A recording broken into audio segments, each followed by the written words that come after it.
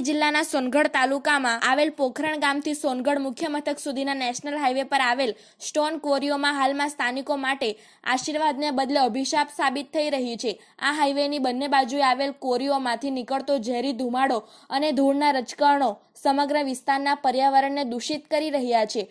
ક્વોરીઓની ચીમનીઓમાંથી સતત ઓકવામાં આવતો ધુમાડો હવામાં ભળીને લોકોના શ્વાસમાં ઝેર ઘોળી રહ્યો છે। આ ગંભીર સ્થિતિ હોવા છતાં પ્રદૂષણ નિયંત્રણ બોર્ડ એટલે કે જીપીસીબી ઘોર નિંદ્રામાં હોય તેમ જણાય છે, જેના કારણે તંત્રની કામગીરી સામે અનેક ગંભીર સવાલો ઊભા થઈ રહ્યા છે। ક્વોરી સંચાલકો પર તંત્રનો કોઈ જ અંકુશ ન હોય તેમ તેઓ પોતાની મનમાની ચલાવી રહ્યા છે।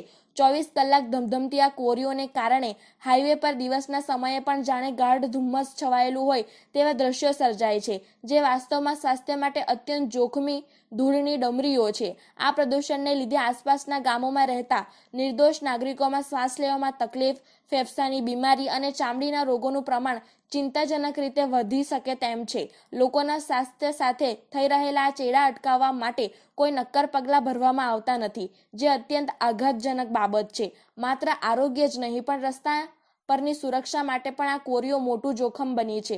હવામાં ઉડતી સતત ધૂળને કારણે વાહન ચાલકોની વિઝિબિલિટી એટલે કે દ્રશ્યતા નહિવત થઈ જાય છે, જેના પરિણામે આ માર્ગ પર અવારનવાર નાના મોટા અકસ્માતો સર્જાતા હોય છે।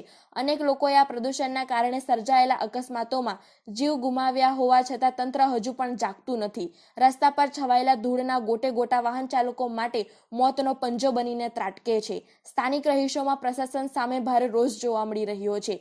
નિયમોનું સરેઆમ ઉલ્લંઘન કરતી આ સ્ટોન ક્વોરીઓ સામે જીપીસીબી કે વહીવટી તંત્ર દ્વારા લાલ આંખ કેમ કરવામાં આવતી નથી તે સૌથી મોટો પ્રશ્ન બની ગયો છે। તંત્રની આ નિષ્ક્રિયતા પાછળ કોઈ મોટા આર્થિક વ્યવહારો કે મિલીભગત હોવાની શક્યતાઓ નકારી શકાય તેમ નથી। જો સમય રહેતા આ ક્વોરીઓ પર નિયંત્રણ લાદવામાં નહીં આવે અને પ્રદૂષણ રોકવાના સાધનોનો ઉપયોગ ફરજિયાત કરવામાં નહીં આવે તો આગામી દિવસોમાં આ વિસ્તારમાં પર્યાવરણીય અને માનવીય હોનારત સર્જાવાની પૂરેપૂરી ભીતિ સેવાઈ રહી છે। ત્યારે આ મામલે વહીવટી તંત્ર શું કાર્યવાહી કરે છે તે તો આવનાર સમયમાં જોવું રહ્યું। બ્યુરો રિપોર્ટ, તાપી સ્વરાજ ન્યૂઝ।